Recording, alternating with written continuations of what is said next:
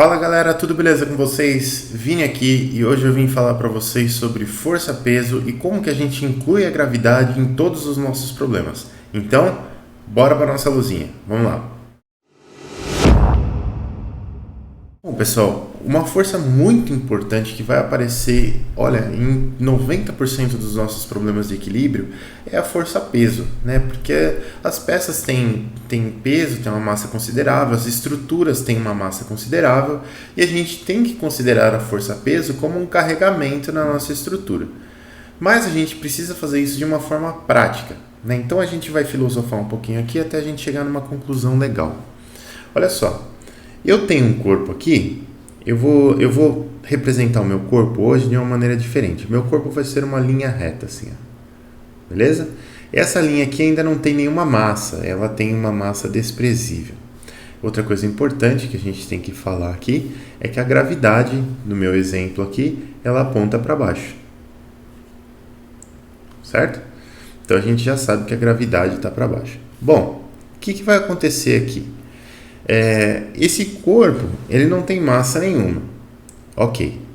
Aí eu vou começar a concentrar massas nesse corpo. Então eu vou colocar uma massa aqui, ó.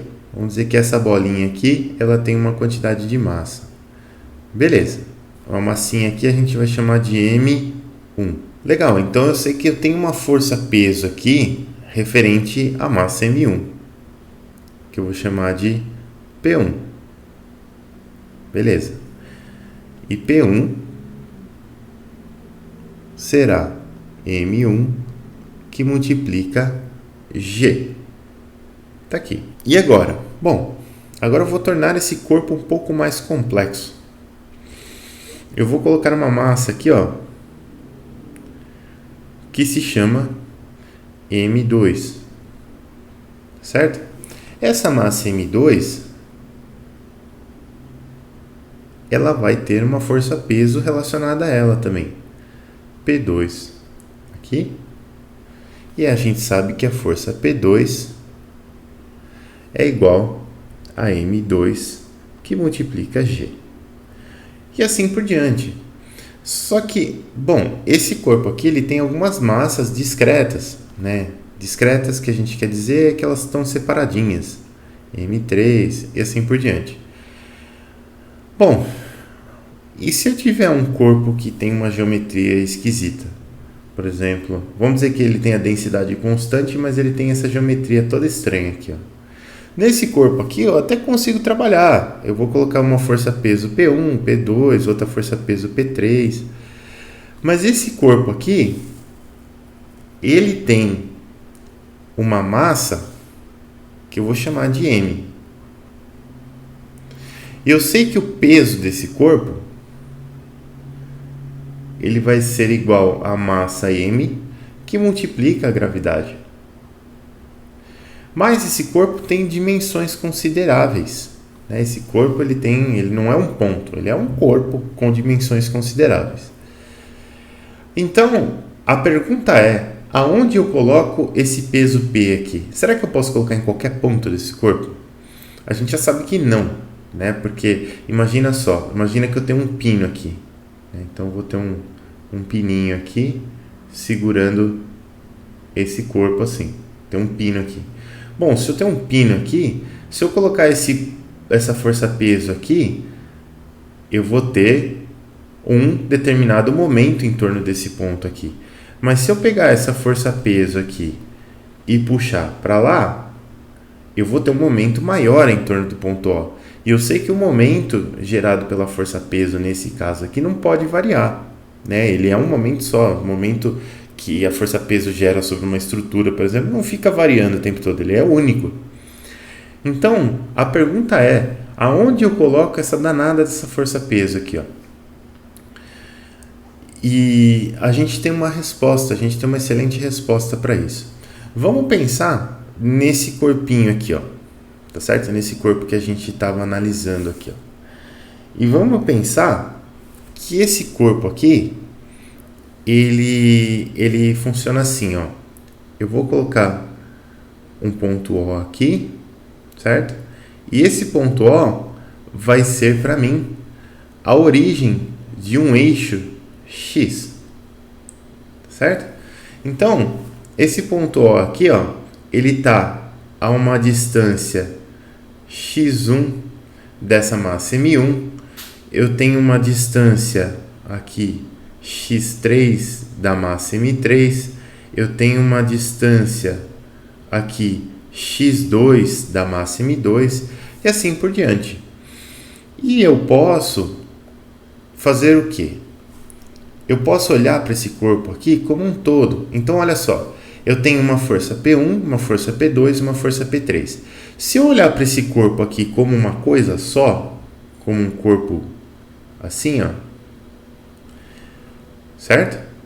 Eu sei que a força-peso desse corpo, ela vale M1 mais M2 mais M3, que multiplica G. Certo? Eu só não sei onde é que eu vou colocar, porque eu tenho 3 pontos, com cada um com uma massa diferente. Eu só não sei onde é que eu vou pôr essa força, mas eu sei que ela vale isso daqui. Então, para eu saber onde é que eu ponho essa força, eu vou fazer um critério de equivalência. Lembra que nas aulas anteriores a gente estava procurando forças equivalentes, sistemas de forças e momentos equivalentes? Aqui a gente vai fazer a mesma coisa. Então, por exemplo, ó, essas forças P1, P2 e P3, elas geram um momento em torno do ponto O, né? O X está para cá, o nosso Y está para cima. A gente sabe que o momento positivo seria nessa direção aqui, e as forças P1, P2 e P3 geram um momento negativo em torno do ponto O, mas não tem problema. Esse momento negativo em torno do ponto O aqui, gerado pelas forças P1, P2 e P3, ele vai ser o seguinte, ó.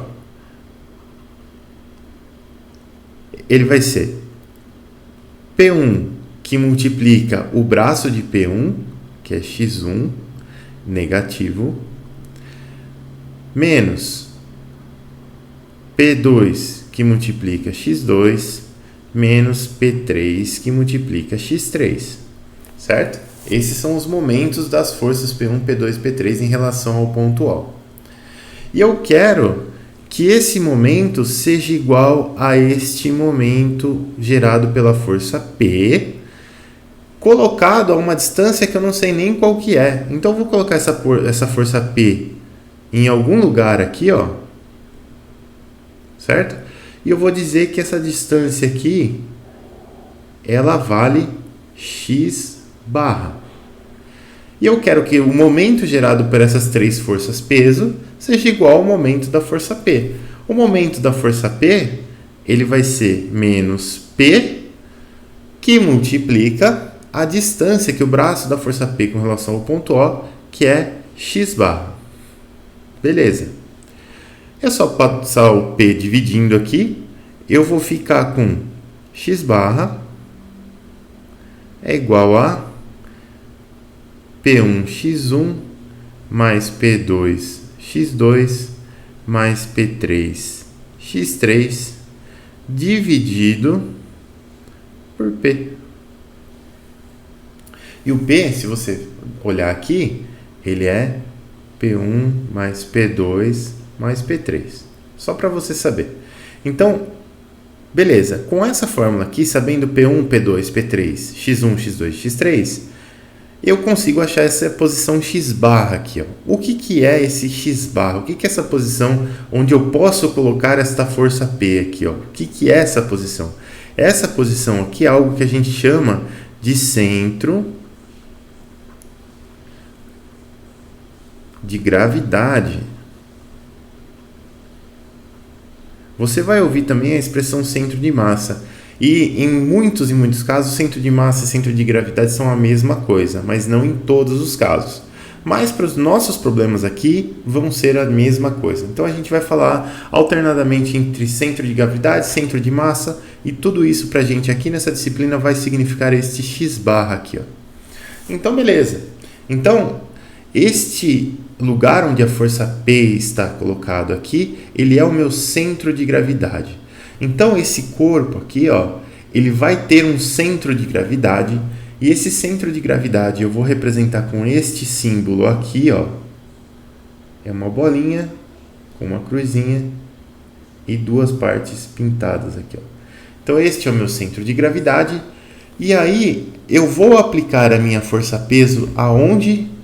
Única e exclusivamente no centro de gravidade do meu problema. Então tá aqui, ó, do meu corpo, certo? Então a força-peso ela só tem um lugar que ela pode estar, que é no centro de gravidade. Ela não pode estar em nenhum outro lugar. Ela está no centro de gravidade, tá? Então você tem que saber isso. O seu corpo ele pode ser composto por várias massas. Esse daqui é composto por 3 massinhas simples.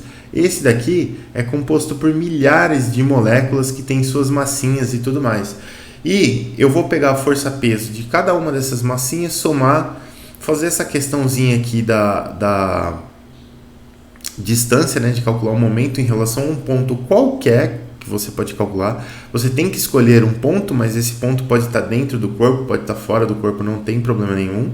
Você vai somar os momentos em torno desse ponto e você vai encontrar a posição do centro de massa. Beleza.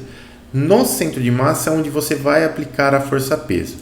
O centro de massa, ele também tem uma propriedade importante. Qual que é a propriedade importante do centro de massa? É que o centro de massa é o ponto do corpo onde você consegue equilibrar esse corpo. Tá certo? O que quer dizer isso? Se esse corpo aqui estivesse livre e eu colocasse uma força de reação bem aqui, ó, bem embaixo do centro de massa dele, colocasse uma reação R, o que ia acontecer? Eu não precisaria de nenhum momento para equilibrar esse corpo aqui, porque ele já estaria equilibrado, tá certo? Se a gente voltar aqui para a minha tela, olha só, eu tenho esse escalímetro aqui, e esse escalímetro, tudo bem, ele é uniforme, então eu imagino que o centro de massa dele esteja no meio. Mas ó, se eu tentar equilibrar ele com o meu dedo aqui, ele cai. Mas se eu levar o meu dedo até o meio dele, olha só, equilibrou, tá certo? Então o centro de massa desse escalímetro provavelmente está nessa posição aqui, ou muito próximo dessa posição, porque ele não cai, ó, ele não desequilibra, ele fica aqui bonitinho. Acho que aqui, ó, agora eu balancei também. Mas ele não cai. Se eu pegar um corpo como essa chave de fenda aqui, por exemplo, ela não é um corpo uniforme, né? É uma chave Phillips. Ela não é um corpo uniforme. Então, se eu tentar equilibrar bem aqui no meio, ela vai cair, tá vendo?